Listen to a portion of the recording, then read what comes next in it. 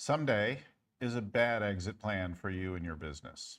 I've met an awful lot of leaders over the years who want to not think about that right now. They'll think about exiting the business, about selling it, about whatever someday.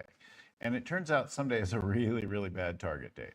So I'm going to tell you all about that and a personal story, client story. I've got some stories, some examples for you, some experience to share, and I'll give you some things to think about that hopefully will change your mind.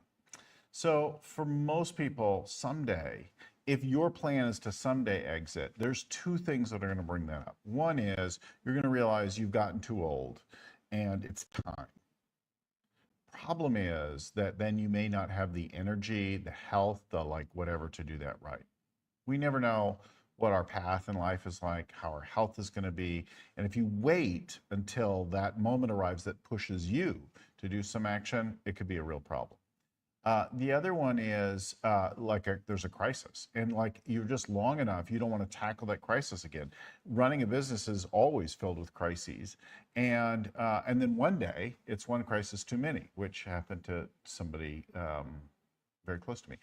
So here's the deal. I was to coach this guy. I'll just call him Thomas, so that he doesn't have to deal with the scrutiny of that. But Thomas got referred to me by another friend who thought he could use our help, and great, and help stand up his team and set up his exit and transition the business, sell it, turn it over to the employees, some kind of plan. But it became clear because Thomas was now turning 70 and he was feeling tired. He was feeling like he wanted more time to do other things in life. But now all of a sudden, right, it became really urgent. So as Thomas is turning 70, he reaches out to someone who connects me, and then we go to work on it. Now, we go to work on the kinds of things to get the company running smoothly, to detangle a very hands-on founder who'd been around there for decades, right? So that's a problem though, because we haven't groomed all those people for someday. We haven't, they're not thinking about, I'm going to do this role, I'm going to do that role. When Thomas moves on, how am I going to run, right? And how do we get Thomas's specific roles taken out of the business? So we're pushing on and implementing things, good practices around execution, clarity around the vision, distilling out processes from organic,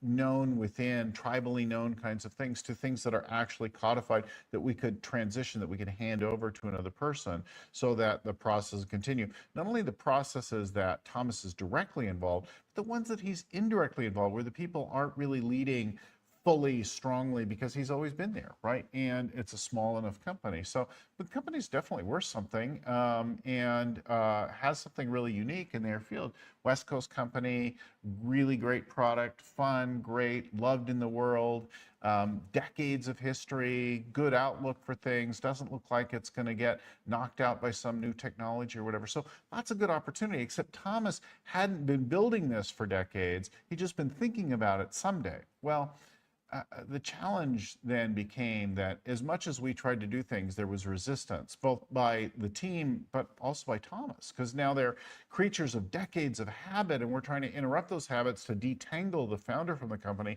so that it could either be passed on, sold to the employees, or sold to a third party, or some combination of those things. And it's very difficult. That process that could have taken a year or two ended up taking more than 6 years. And not for the same. Now, think about that. Like, you want to do this, you're approaching 70. Now you're 76, you're finally selling the business, right?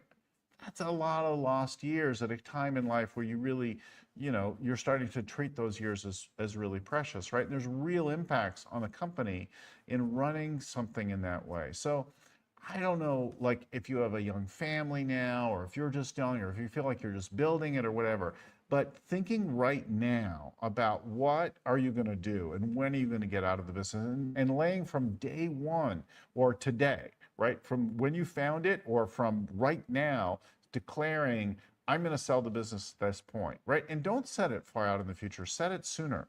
And then start working on the exit even now at the early stages. Lead it up. Someday this company will be yours. Someday you could be like, that creates a whole different environment in the business, thinking about your exit from the business, and then creating something that lives beyond you. So after I've left, after I've sold this company, after I've turned it over to you, whatever it is, I imagine this for, and I'm creating that future that's beyond my own role in it. That's a powerful thing to be doing. So thinking about the exit. Now, here's one other thing.